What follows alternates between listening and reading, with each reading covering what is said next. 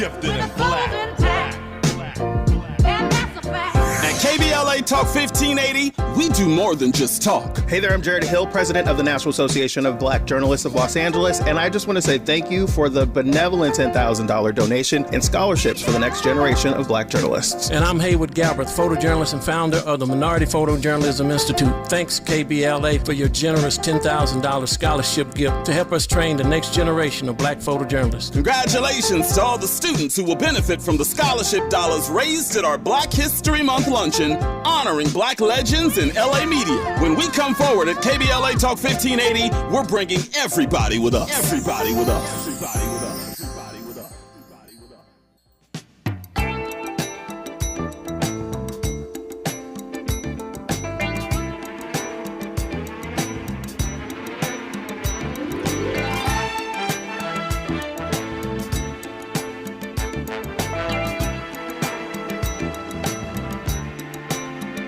It's so good loving somebody, and that somebody loves you back. To be loved and be loved in return, it's the only thing that my heart desires. Just appreciate the little things I do. Oh, you're the one who's got me inspired. Keep on lifting me higher. So good, loving somebody, and somebody loves you back. Theodore Pendergrass on KBLA Talk 1580, Teddy Bear. I'm not sure. It is good when somebody loves you back. I'm not sure that Clarence Thomas loves us back in the way that Thurgood Marshall loved us back. We're going to talk about it. We're going to unpack it in this hour with our guest, Daniel Keel. In this hour, a conversation about the transition, interpreting justice from Thurgood Marshall to Clarence Thomas. The two men could not be more different. I will avoid the metaphor of as different as black and white. Leave that alone for now. And just say that the replacement of Thurgood Marshall with Clarence Thomas back in 1991 has proven to be particularly momentous. Not only did it shift the ideological balance of the court, it was inextricably entangled with the persistent American dilemma of race. And as you well know, I think race is perhaps the most intractable issue in this country. I digress on that for the moment. I've been excited about this conversation. I look forward right now to commencing a dialogue with author and Professor Daniel Keel. Professor Keel, good to have you on this program, sir. How are you today? I'm doing great. Thank you so much for having me. I'm excited to be here. I'm excited to have you, and thank you for the time. A lot to talk about. Glad we've got the hour to unpack it. So just as I often tell guests, you're probably used to talking in sound bites. We've got an hour. We want to work this thing out. So take your time, and let's try to figure out what this transition has been all about from Thurgood Marshall to Clarence Thomas. I'm always fascinated, as an author myself, always fascinated by the backstory of why writers, in your case, professors as well, decide to research in certain lanes. What is it about this journey, this transition between or from Marshall to Thomas that so interests you to spend all this time researching it? Sure. There's a few things that I think I would point to that connect to my own life experiences. The first thing is, what is it about school desegregation and school justice that draws me? And I think that I look back at my own schooling experiences here in Memphis and draw some lessons about, I grew up in the aftermath of desegregation and was schooling in the 80s and 90s, and diverse classrooms or diverse schools, but not diverse classrooms. And I don't know that I was really processing through that as a kid, but I definitely look back on it and see the complexities of trying in a diverse community to create schooling justice. Mm-hmm. And I think my schools would be held up as, exemplars of that, but I don't think my experiences necessarily bear that out. And so that's kind of what drew me into education law and educational justice as something to spend my time on. But more directly on the topic of Justices Marshall and Thomas, I teach a course here at the University of Memphis Law School called Education and Civil Rights, and we trace, sort of the lead up to Brown versus Board of Education and spend probably a lot of time on the aftermath of Brown versus Board of Education. That's a sort of central case study of the course. Mm-hmm.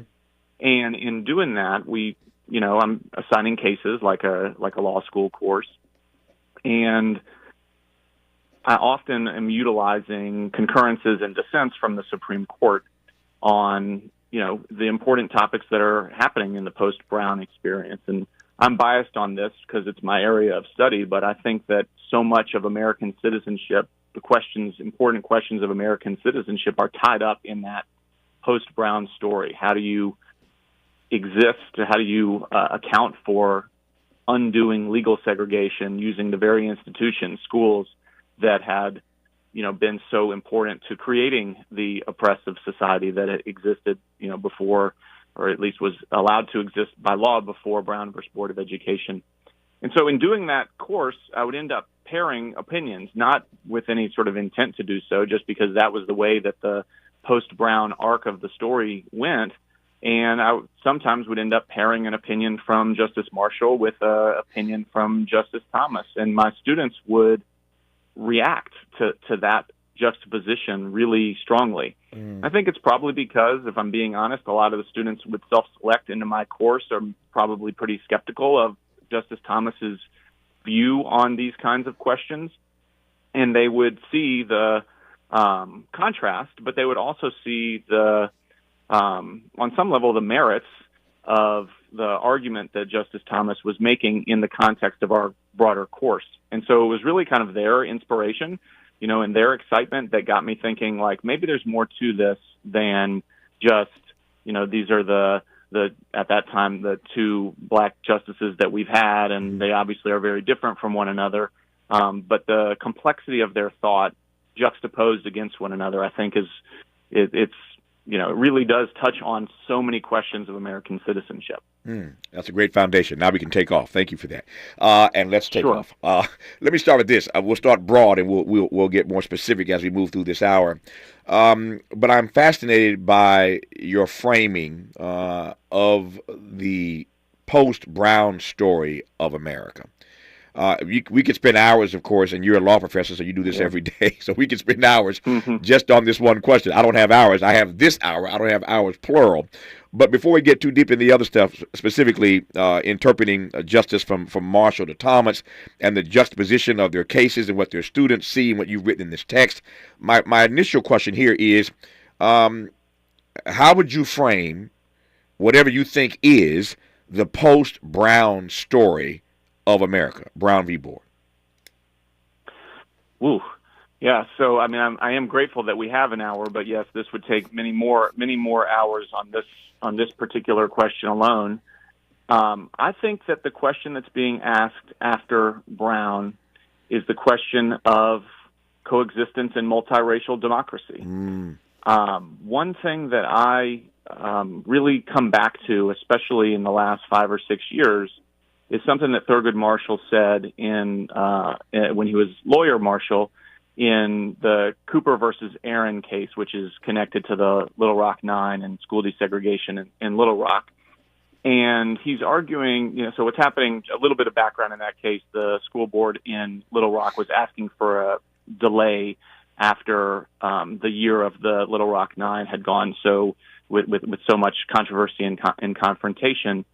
And Thurgood Marshall's arguing against that delay, and he's saying something along the lines of, this country can't continue to exist if people's resistance to coexistence is going to be allowed to divert the courts and the justice system from enforcing clear rights. And here we had clear rights of access to schools, and it was being denied based on, essentially open resistance to it because, we didn't want to. And Justice Marshall he was obviously a strong advocate for black rights and for racial justice. But the argument that he was making in this particular moment, and yes, it's partially about the audience, right? He's speaking to 9 white men on the Supreme Court and, wants to speak to them in some way, but he's not making a racial justice argument. He's making a future of this country argument that if we allow the open resistance to coexistence to govern, then, we're going down a really, really dangerous path. And I think that that's such a powerful statement about what really was at stake in the post-Brown world. And, there's a lot of specifics about it, the relationship of local government to federal government, excuse me, and obviously the educational questions that arise and the role of the judiciary. There's a ton of things that also go on, but I think at its core, that's what I think that story is about. And it's happening in schools, which are there's a recent case that referred to schools as the nurseries of democracy, the place where we become citizens, where we learn to become citizens, where we learn to exist in a, in some instances, though not as many as probably it ought to be, in a multiracial, multi-ethnic, multi-everything community. That's a lot. Again, I'm glad we have the hour, as you said a moment ago, to unpack this. Let me just say this, a couple of things before we move forward here. One, pardon the pun, but the jury, to my mind, is still out on that question. The jury's still out as to whether or not we can peacefully coexist in a multiracial democracy. The jury's still out on that question as to whether or not we can, in fact, peacefully coexist in a multiracial democracy. I want to interrogate that notion as we move through this hour. The other thing I want to interrogate with Professor Daniel Keel is why schools were then and still now at the epicenter of that debate. I mean, think of all the spaces and all the places in this country, all the places and all the spaces in this experiment in democracy, as I prefer to call it. And schools continue to be the epicenter of so many of these contentious and momentous, these critical debates. Why schools?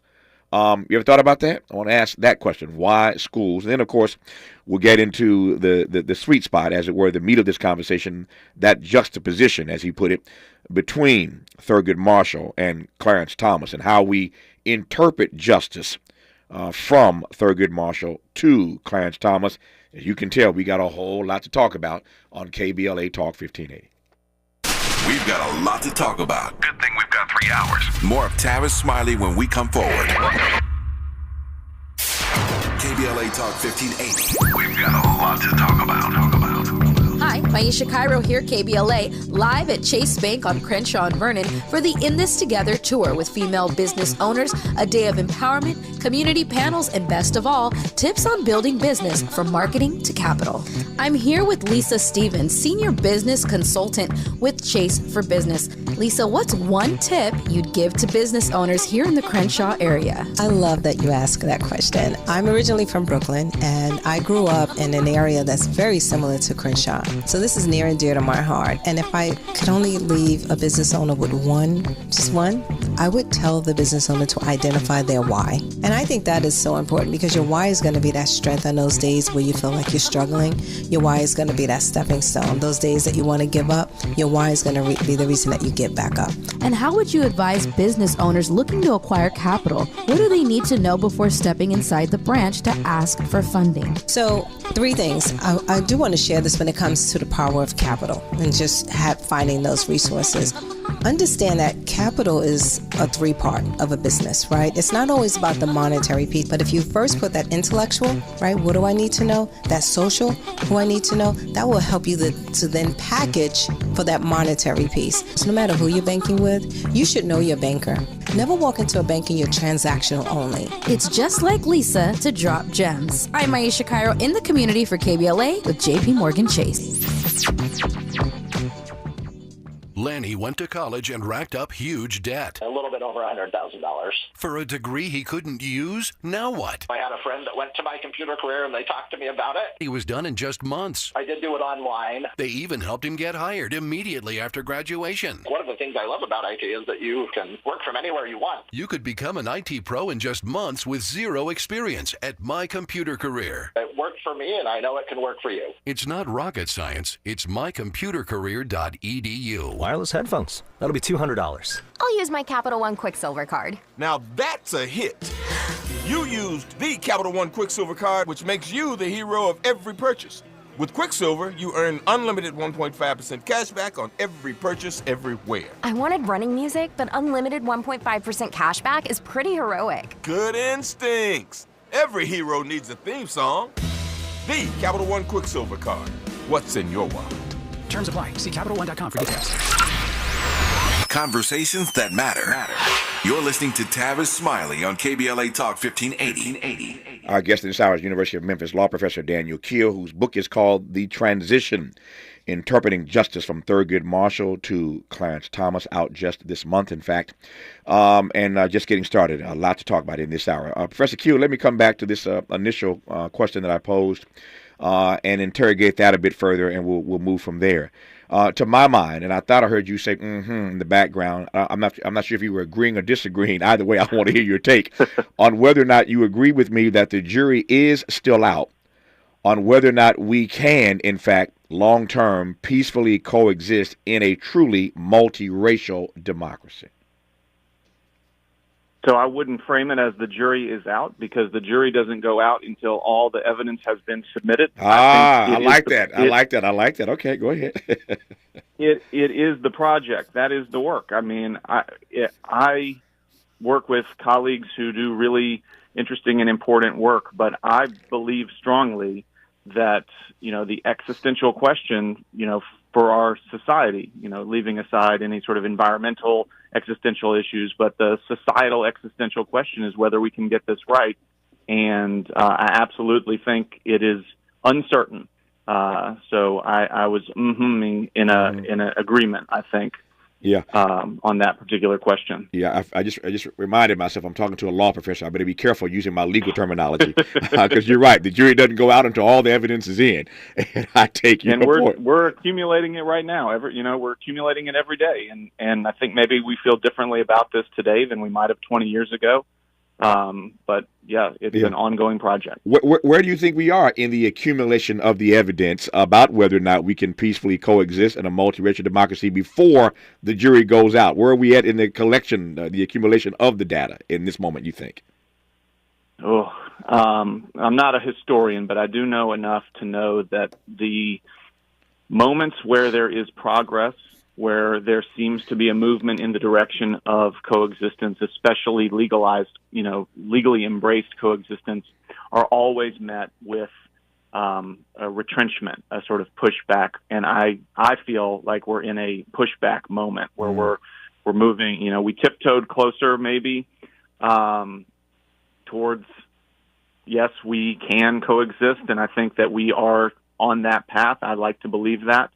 But it definitely feels like this moment is a moment where we're in sort of a pulling back, a retrenchment after some progress. We've seen that after the Civil War, after the Civil Rights Movement, after Brown, the Brown story in particular as well.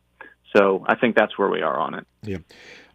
Let me ask now the other question that I posed moments ago, and that is historically, and this is your lane. You're not a historian, but this is your lane. Historically, though, what do you make of the fact that so many of these legal battles that we have fought and frankly continue to fight, to your brilliant point, about whether or not we can coexist peacefully in a multiracial democracy, seem to be set in schools? Why are schools always at the epicenter of these kinds of debates?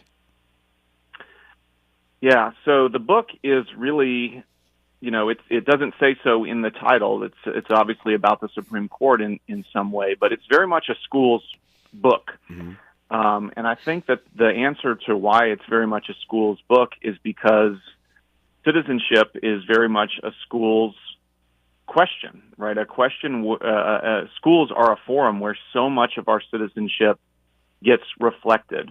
It's in fact the place where most of us have most of our contact with government. So if I think of citizenship as the relationship between citizens and government, or even in some ways the relations among citizens in a multiracial democracy, the place where we have to spend time, right? There's nothing else we have to do, but we have compulsory education and, I guess taxes, and schools are it. So it's that important. And I think that the other thread that exists in the book, besides the court and besides schools, is clearly race.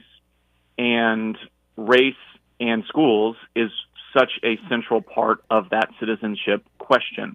And so I often tell the story about the Memphis massacre that occurred here in the it's sort of post-Civil War Reconstruction era in Memphis.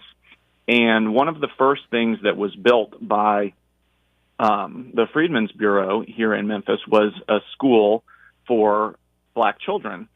And there was this, without going into too many of the details of this altercation that, occurred between some black soldiers and largely white police force here. Mm-hmm.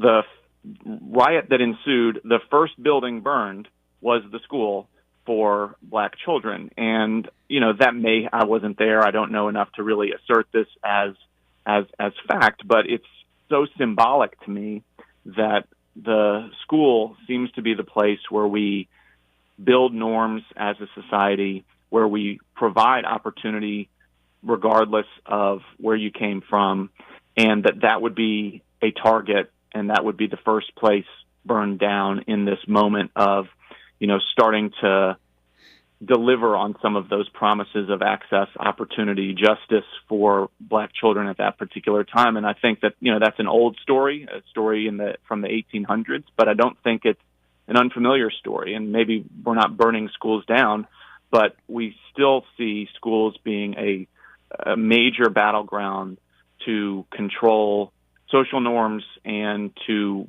build the citizens of our future. So I think schools are so central to our existence, as a multiracial democracy, multiracial society, however you want to mm-hmm. frame it. They are a central forum in that struggle. What's fascinating for me, as I think about it, is that inside the classroom, I'm talking now, the photograph of American students is very different now, obviously, than it was when Brown v. Board was argued and adjudicated. Very different imagery now that one gets when one looks inside U.S. classrooms. As we all know, we are moving ever closer to the day in the not-too-distant future where America, for the first time, will be a nation that is, people call it majority-minority. And that's reflected, of course, in our classrooms. For example, here in Los Angeles, this station is heard across the nation, but we're flagshipped here in L.A. In the Los Angeles Unified School District, there are over 100 different languages spoken in this one school district. Over 100 different languages spoken in this school district. Wow. That gives you a clear view of what's happening across the country. Again, that's not rocket science. We all know that. The classrooms look different now than they did. The students look different now than they did in Brown v. Board. Then it was just basically black and white. Now there's so much more going on. How do you think that reality impacts in the years to come whether or not schools will remain a hotbed, a legal hotbed of debate about whether or not we can coexist in a multiracial democracy as we see the browning and blackening and other coloring of classrooms in this country? Does that make sense as a question? I think so. I think that, part of the answer is that the current environment and the sort of movement to control curriculum, suggests that it's still very much a forum where we're going to be having these kinds of conversations. And I guess I would say the makeup of the students might look very different than it did when we were dealing with Brown versus Board of Education. And in isolated places, the school boards are certainly looking very different than the school boards that existed in the post-Brown world. Right. But the broader power structure, I think, is still in place mm-hmm. to where there's real questions about the commitment to educational justice. And so, yes, we have a diverse overall student population, but we still have so much isolation and so many fences between school districts or between private schools and public schools or between, even between schools in different states. And so I see a lot of recreation of hierarchy in our school systems, even as it becomes more diverse. And so my impression is that they're going to remain a very central part of the overall struggle. When you say recreation, you are witnessing or seeing a recreation of hierarchy. By that, you mean what exactly? Well, I think that the dream of, let's say, Brown versus Board of Education, and, just bringing it back to sort of Thurgood Marshall's vision and the vision of Charles Hamilton Houston and others who, helped put in place the legal strategy that led to Brown versus Board of Education, was that schools should be a place where opportunity is provided to all students.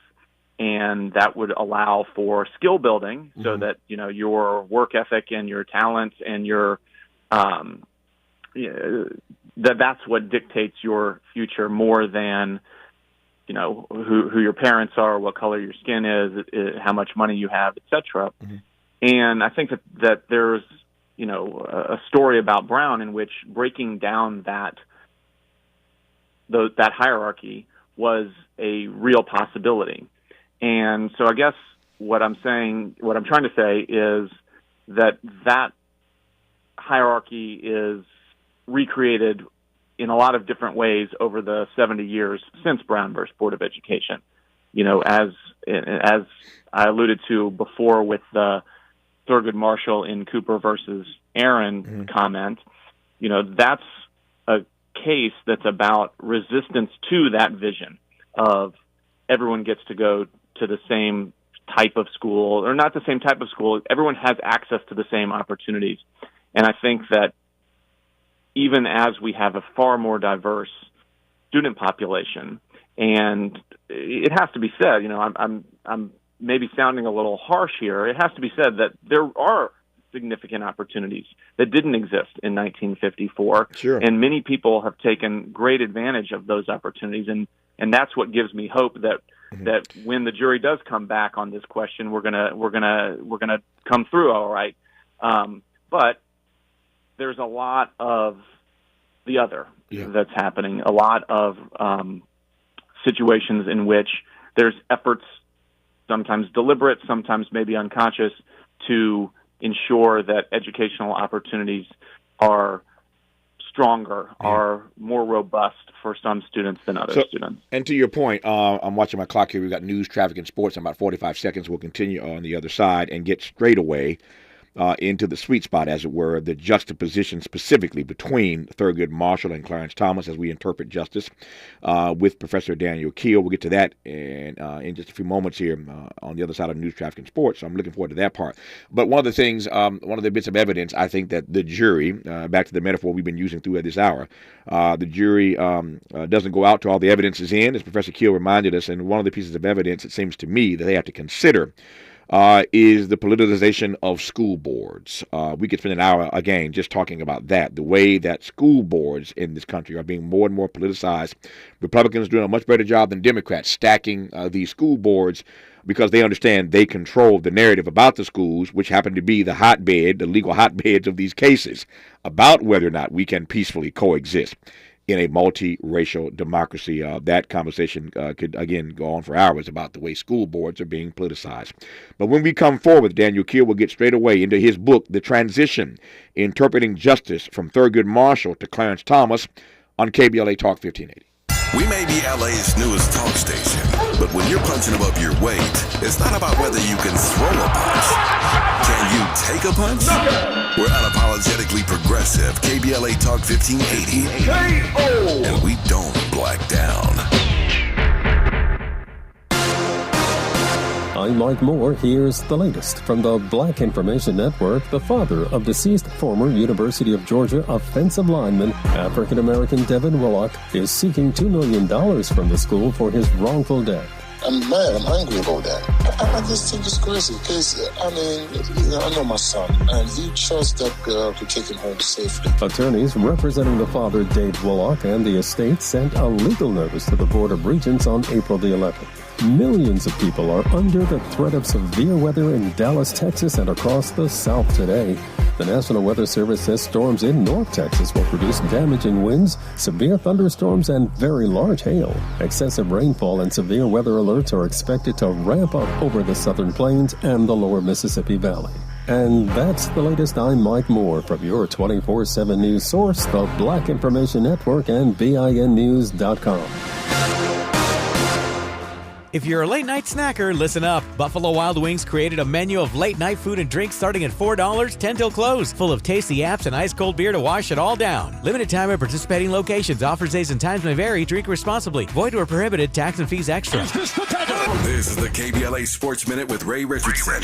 A frustrating season is over for the Clippers. They lose by 6 in Phoenix last night. The Suns win the first-round series in 5 games. They play Denver in the next round. Gotta give major respect to the Clippers for hanging in there without Kawhi Leonard and Paul George. They were down 20 in the fourth quarter and got to within 2 in the final 2 minutes. Devin Booker led the Suns with 47 points. Norman Powell had 27 for the Clippers. The Lakers will try to close out Memphis tonight in Game 5. Key question for the Lakers, did they get enough rest after an emotional overtime win Saturday night in Game 4? LeBron played 45 minutes. Anthony Davis and Austin Reeves played 42. The Lakers appear to be healthy. No players are on the team's injury report. Tip-off time at 4:30 on TNT.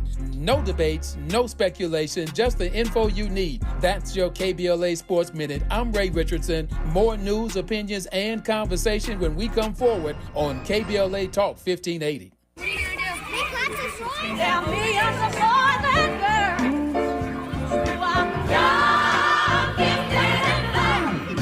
I'm young, gifted, and black. KBLA Talk 1580, we do more than just talk. Hey there, I'm Jared Hill, president of the National Association of Black Journalists of Los Angeles, and I just want to say thank you for the benevolent $10,000 donation in scholarships for the next generation of black journalists. And I'm Haywood Galbraith, photojournalist and founder of the Minority Photojournalism Institute. Thanks, KBLA, for your generous $10,000 scholarship gift to help us train the next generation of black photojournalists. Congratulations to all the students who will benefit from the scholarship dollars raised at our Black History Month luncheon honoring black legends in LA media. When we come forward at KBLA Talk 1580, we're bringing everybody with us. Everybody with us. Everybody with us. Everybody with us. Everybody with us.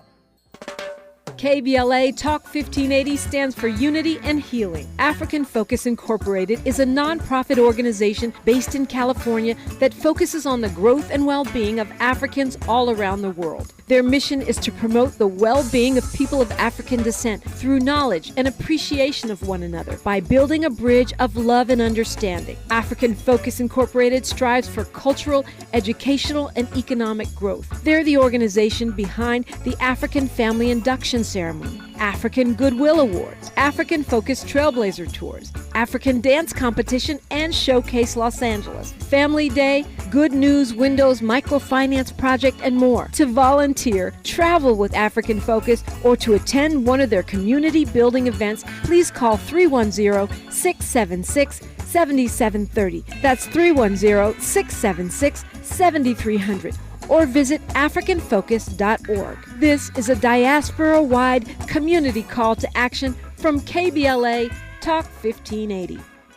KBLA Talk 1580 congratulates U.S. Olympic gold medalist and Hall of Famer Jeanette Bolden Pickens, owner of the 27th Street Bakery. 27th Street Bakery sends a huge thank you to the community for all its support during the pandemic, serving the Los Angeles community with their signature sweet potato pie since 1956 and third-generation baker. The goal has never changed. Keep the business thriving for generations to come. Made with the freshest ingredients in each yam peeled by hand. 27th Street Bakery puts the home back in homemade with its signature vanilla added to all its amazing products, pies, cakes, cobblers, tea cakes, and the newest item, creamy sweet potato cheesecake. Call 323-233-3469. That's 323-233-3469. Have your order shipped by visiting 27thstreetbakery.com or stop by 2700 South Central Avenue, Los Angeles, California, 90001, Tuesdays through Saturdays, 8 to 4.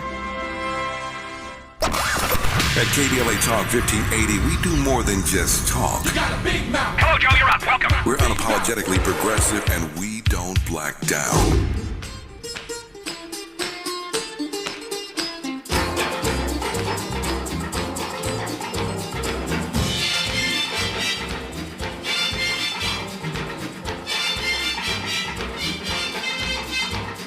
Shake, shake, shake, Sinora, shake your body liner. Shake, shake, shake, Sinora, shake it all the time. At one point in his career, Harry Belafonte was known as the King of Calypso. We're just about 25 minutes away from our 1-hour tribute to Harry Belafonte. I've been honored in the course of my career to not just be his friend and his brother, his travel companion, his dinner companion. So much fun I've had over the course of my career with Mr. B, as I affectionately call him. But I've been honored to sat with him for so many conversations on radio, on television, in front of live audiences in this country and indeed around the globe. We were up late last night working, but we're going to curate for you, I think, an hour that you won't hear anywhere else. I say this with humility, but I think I've got the best Harry Belafonte stuff out there. Over decades of conversations with him, and I'm going to do my best to bring you the best of Harry Belafonte in our third and final hour today. So, again, just a few minutes away from that, at the top of our final hour today, a tribute for the hour to Harry Belafonte in his own words. In this hour, we continue our conversation now with Daniel Keel, professor of law at University of Memphis, a new book just out called The Transition, Interpreting Justice from Thurgood Marshall to Clarence Thomas. Now I want to get right to the meat of the text, and specifically where we started this conversation about the juxtaposition between Thurgood Marshall and Clarence Thomas. Professor Keel made the point earlier that oftentimes he assigns his students to do work that starkly reveals how different Thurgood Marshall was from Clarence Thomas. And I want to just run straight to that and use the rest of our time to really unpack that. So, Professor Keel, with that said, take your time. Let's talk specifically now about the juxtaposition as laid out in this book and as laid out with the assignments you offer your students, comparing Marshall and Thomas. Take it away. Sure. So I think part of the book begins by talking about what they have in common. And I think that it's important to note that both Marshall and Thomas, and I think part of the project of the book is pushing against this, but both Marshall and Thomas as justices have historically been underrated, I believe. I think that both of them kind of suffered criticisms about their intelligence, racist criticisms about their intelligence. Both of them have been painted in various ways as being sort of puppets of allegedly intellectually superior colleagues with whom they did vote often, but certainly aren't connected to, and aren't subservient to. They're equal justices as all justices are. And so with Thurgood Marshall, that was often William Brennan, that he was, sort of thought to be like an extra vote for William Brennan. And for Clarence Thomas, up until Justice Scalia's passing, Antonin Scalia's passing, Thomas was often referred to as a puppet. And so part of the project here is to sort of examine, and I don't think it's that much of a mystery as to sort of why we talk about these justices in that way. And we don't, often do that with regard to other justices. In addition, the other sort of obvious commonality is the most superficial and staring you in the face is that no other justices until Ketanji Brown Jackson had lived experience as a Black American. Mm-hmm. And that informs a person's perspective in a way that is distinct from a white American or from a Latino American. And I think that perspective, especially when we're talking about questions of citizenship, is really, really valuable.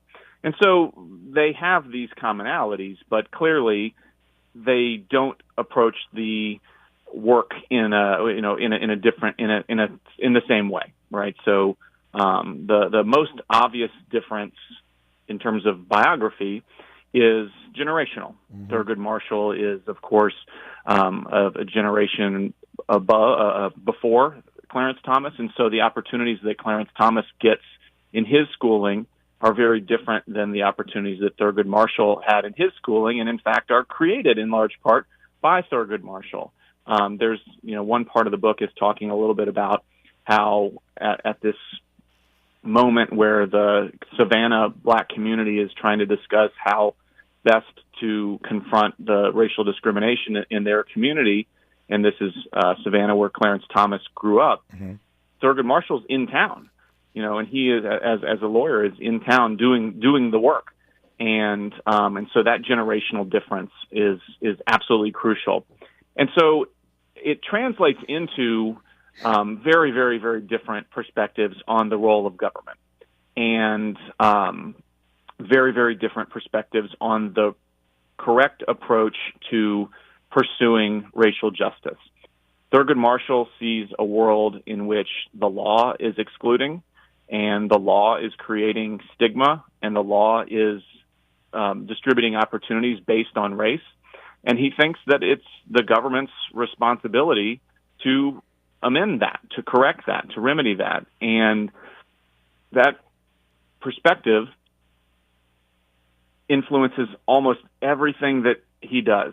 And that's not just on race cases, that's, on First Amendment cases and religious free expression cases. And he sees a vision of government as a guarantor of access to opportunity, and he wants to create the circumstances in which the government can deliver on that promise and intervene when people are getting in the way. And Clarence Thomas, from his life experience, takes a very different role of government. He does not live with the same legal exclusions that had marked Thurgood Marshall's lived experience, and instead he's taking, inclusion. Clarence Thomas went to all black Catholic schools through 8th grade, but then for the rest of his schooling experience was a lone or extreme minority in predominantly white settings. And he, of course, experienced racism in those settings as well. And so I often talk about how he experienced the stigmas of inclusion. And his perspective is more the leave me alone perspective. I'm going to sort of make it on my own. And, that's the narrative he tells about himself. And that sort of translates itself into get the government out of my business, freedom of government. The government shouldn't be making racial classifications at all. And so they come to these very different points based on where they came from. Yeah. I love the way you frame that. It's a beautiful framing that one is navigating the stigma of exclusion. That would be Thurgood Marshall. The other is trying to deal with the stigma of inclusion. That'd be Clarence Thomas. Never heard. I've had many, many conversations in my career, as you can imagine, about Thurgood Marshall and Clarence Thomas.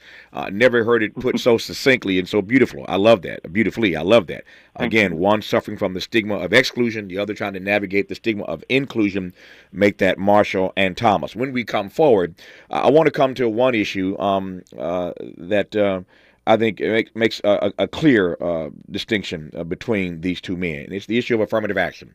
We are awaiting a decision from this Supreme Court. The jury ain't out on this. It is, but it ain't. It's out because we ain't heard the decision yet. It is out, rather, for their final rendering. And so on the one hand, the jury's out. On the other hand, it's not, because we know how they're going to rule, ultimately, I suspect. I'd be really surprised, like to the level of, full cardiac arrest, if this Supreme Court, as currently structured, does not end affirmative action as we know it. That's what we're all expecting. In that regard, Clarence Thomas, to take his educational experience a little further, Clarence Thomas is going to Yale, as you know. He's a Yale law graduate. But he gets into Yale essentially because of affirmative action. That's what got him into Yale.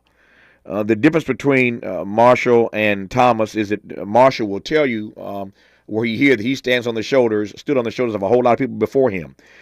Clarence Thomas wants to deny or act as if he got into Yale purely on merit, and that affirmative action had nothing to do with his getting into the Yale Law School. And then, furthermore, he gets on the Supreme Court and wants to pull up the ladder, as it were, or pull the rug from underneath everybody else, and vote every chance he's had to end corrective programs like affirmative action. It is one of the primary reasons why I am oftentimes disgusted, respectfully, with Clarence Thomas, just not acknowledging the help he received, but wanting to deny others that same help. That's my commentary, not Professor Keel's. I can do that because it's my show. You're listening to Tavis Smiley on KBLA Talk 1580.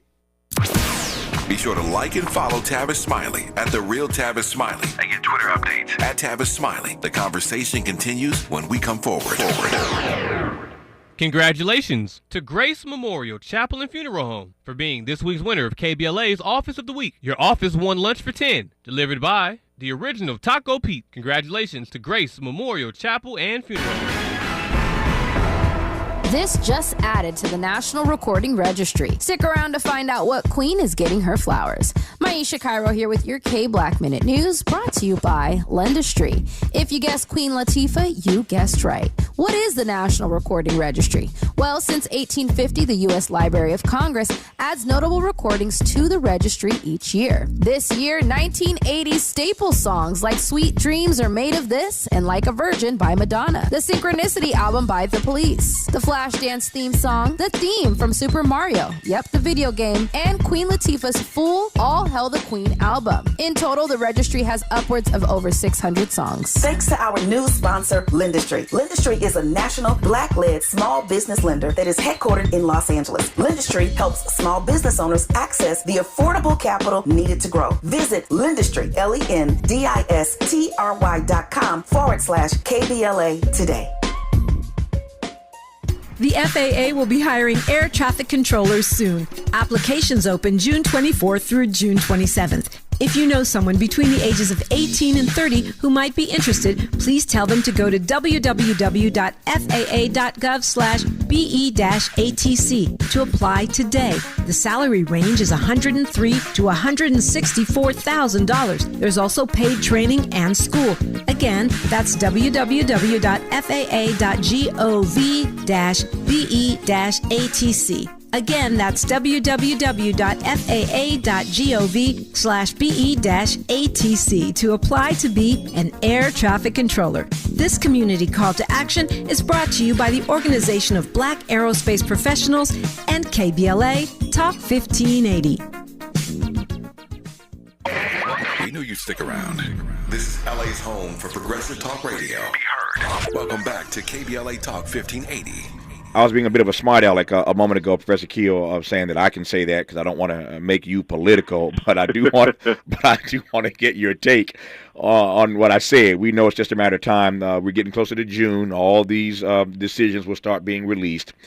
We are fully expecting that they are going to end affirmative action as we have known it, even though Clarence Thomas was a beneficiary of affirmative action getting into the Yale Law School. My question more broadly, again, to keep you out of the political lane, is how you juxtapose Thomas and Marshall when it comes to corrective programs like affirmative action in their renderings, in their rulings, in their decisions.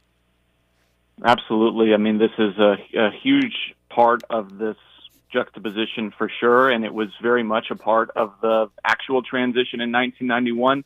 President Bush had just vetoed a civil rights bill based in part on the idea of his opposition to quotas, and yet when Thurgood Marshall retired, he decided to choose a black replacement, and I think it's very difficult to look at that choice and say that it wasn't influenced by race.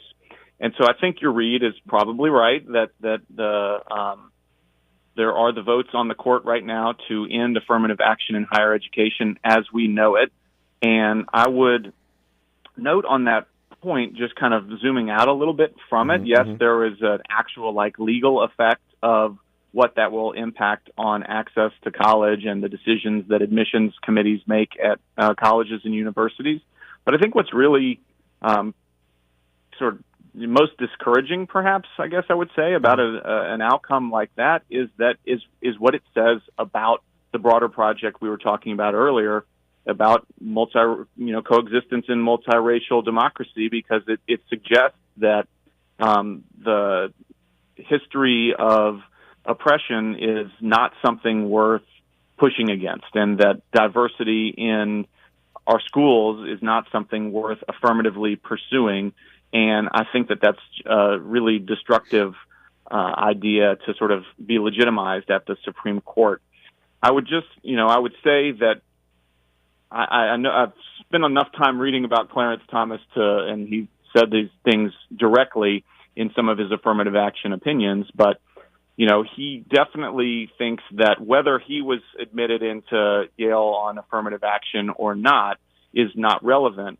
all African American students, he would say, are impacted by someone even asking the question. And I think that he writes very personally about that. And his perspective is that the best way to end the perpetual relevance of race is to stop making race be possible. And I just wanted to juxtapose that with a story that Thurgood Marshall told often. He was such a great storyteller, and I'm going to not do it total justice here. But, he often told a story that, he's ridden trains through, every state in this country, and at no point did he have to look down to see what color his skin was. He knew that race was relevant at every step of the American experience in everyday life, and felt that because of that reality, it was necessary and, in fact, essential that the government do what it could and schools do what they could to create access and opportunity for all Americans. That was the vision that he pursued throughout his career as a lawyer and on the court. When we come forward in our remaining moments with Professor Daniel Keel, author of the book The Transition, Interpreting Justice from Thurgood Marshall to Clarence Thomas, out now.